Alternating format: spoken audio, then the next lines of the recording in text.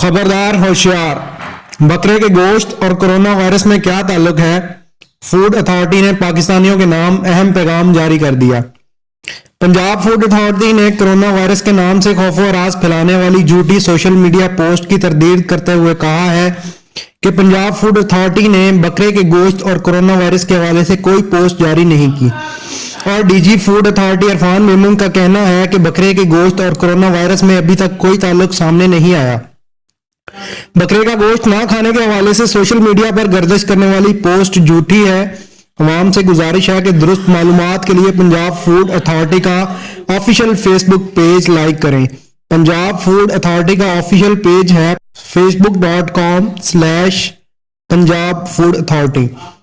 Punjab food authority से मंसूब किसी भी किस्म की मालूमात पर यकीन करने से पहले हमसे तस्दीक लाजमी करें। दुरुस्त मालूमात के असूल के लिए पंजाब फूड अथॉरिटी के फेसबुक पेज या टोल फ्री नंबर 0800805000 पर राब्ता किया जा सकता है।